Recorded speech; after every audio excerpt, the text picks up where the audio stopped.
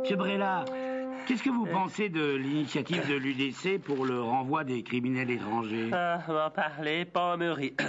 On va renvoyer tous les étrangers qui auront commis assassinat, viol, brigandage. Enfin bref, tous les méfaits passibles d'1 an de prison au moins. Tous?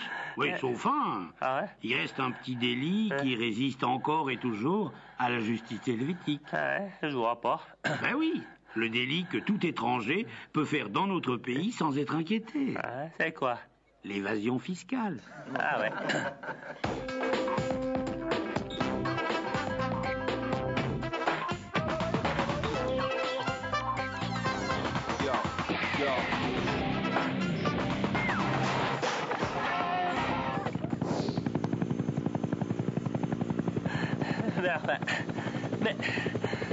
Mais qu'est-ce que c'est que ce bruit? Ah, c'est rien. C'est Constantin qui essaie de se parquer. Ah ouais?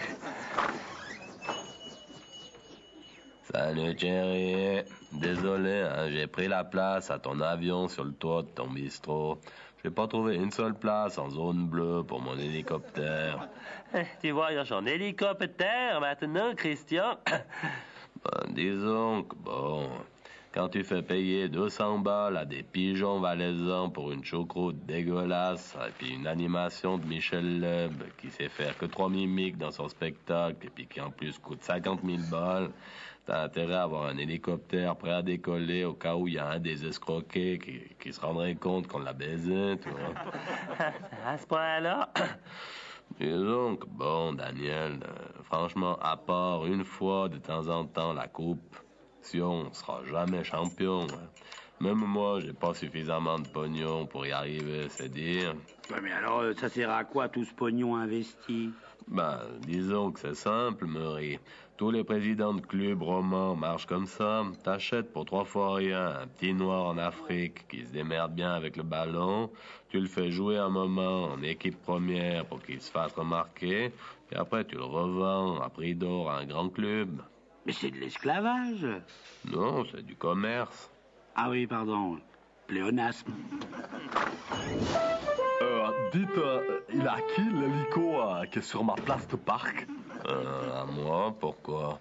Tu peux pas faire attention, Christian. C'est pourtant bien marqué en jaune mon numéro d'immatriculation sur la place, hein. Ah ouais? Et c'est quoi ton numéro d'immatriculation? PS 000. C'est facile à retenir, hein. Ouais, surtout que c'est logique. Et surtout qu'on s'en fout.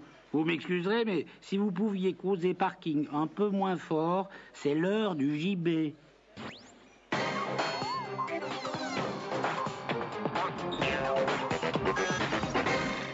Madame, monsieur, bonsoir. Souvenez-vous, c'était il y a 18 ans, en 1992. Les Suisses allemands nous ont empêchés d'entrer dans l'Europe alors qu'il y avait tout à y gagner.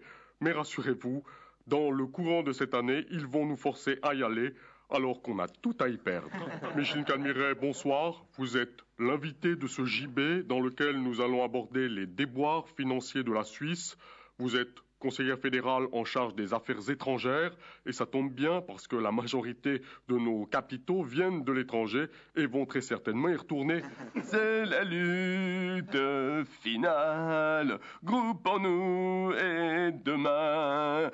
Pardonnez-moi, madame la conseillère fédérale, mais ici, vous êtes au JB. Si vous avez l'intention de chanter les coups de cœur d'Alain Morisot, c'est le studio d'à côté. Non, Darius, je chante l'international, car pour la première fois depuis que je suis au Conseil fédéral, j'ai eu l'impression d'être de gauche. Quand j'ai dit que, à la place du ministre allemand des Finances, j'aurais fait pareil que lui et j'aurais acheté les fiches volées. Ja, in der Stelle eine Finanzminister, ja, ich kaufe die Liste. Pardonnez-moi, madame la conseillère fédérale, mais vous êtes consciente qu'en disant cela, vous rompez la collégialité et que cela peut vous exclure du Conseil fédéral?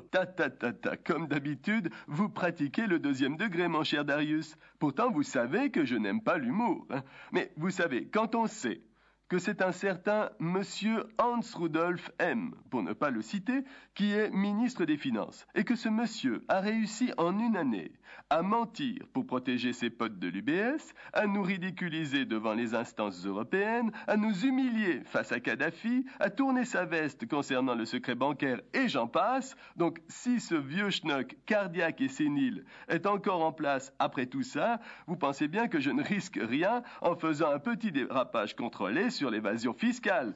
Madame Calmiret, j'oserais vous dire que vous êtes charmante quand vous vous mettez en colère. Ah bon? Vous trouvez? Mais non, c'est du 2e degré. Sans transition statistique maintenant, selon un récent sondage, les armes de service militaire sont utilisées dans 25% des drames familiaux. Votre avis sur le sujet, Madame Calmiret? Même ça, c'est moi qui réponds, hein?